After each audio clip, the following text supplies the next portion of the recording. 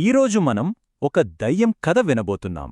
కానీ ఇది అస్సలు భయపెట్టే కథ కాదు. మరి ఇది భయపడే దయ్యం కదా, భలే సరదాగా ఉంటుంది. విందామా? హాయ్ పిల్లలు, కథల్ ఫర్ కిడ్స్ ఛానల్కు స్వాగతం. మరి చెప్పాను కదా, ఈరోజు ఒక భలే సరదా దయ్యం కథ విందాం. అనగనగా ఒక ఊరి చివరన ఒక పాత బంగళా ఉండేదంట.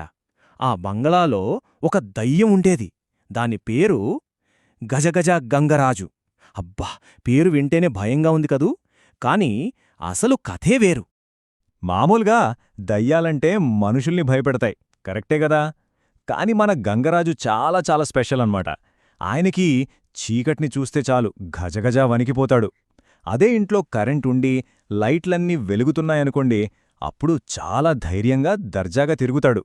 కాని కరెంటు పోయిందా, ఇకంతే సంగతులు.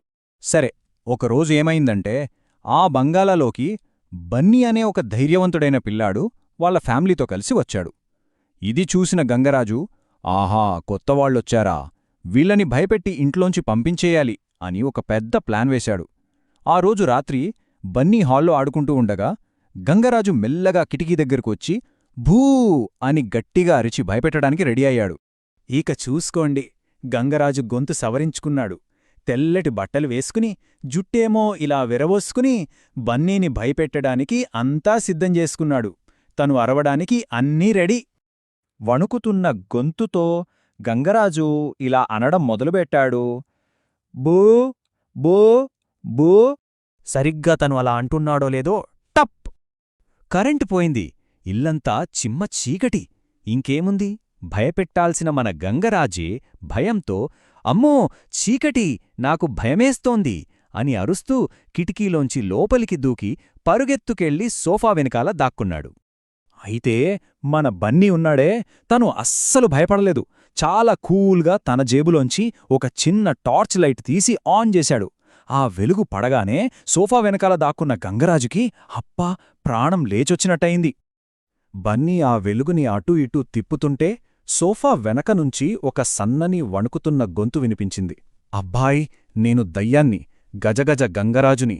ప్లీజ్, ఆ టార్చ్ లైట్ నా మొహం మీద వెయ్యకు, నాకు భయం, ఆ గోడమీద వెయ్యి చాలు. ఇది విని బన్నీకి భలే ఆశ్చర్యం వేసింది. ఏంటి, నువ్వు దయ్యానివి, నీకు చీకటంటే భయమా అని అడిగాడు. దానికి మన గంగరాజు ఏడుపులంకించుకుని, అవును బాబూ, నా బాధే ఎవరికి చెప్పుకోవాలి. పగలు భయపెడదామంటే నా మొహం చూసి ఎవరూ భయపడట్లేదు. రాత్రి భయపడదామంటే నాకేమో ఈ చీకటి భయం. నా బతుకిలా అయిపోయింది అని తన గోడు వెళ్లబోసుకున్నాడు. సరే, వాళ్ళలా మాట్లాడుకుంటుండగా కరెంటింకా రాలేదు. ఇంతలో గంగరాజుకి ఒక అర్జెంటు పని గుర్తొచ్చింది.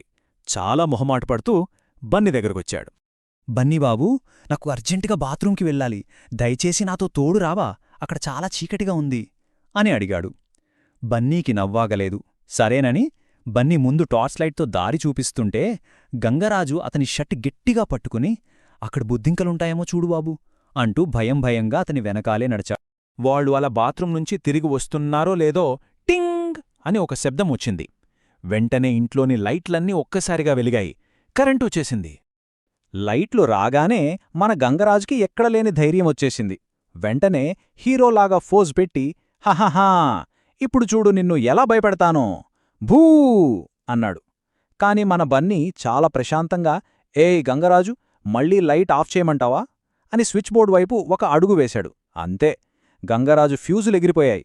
వద్దు వద్దు బాబూ, నేను ఊరికే జోక్ చేశాను, నువ్వు నా బెస్ట్ ఫ్రెండ్వి కదా అని ప్లేట్ మార్చేశాడు.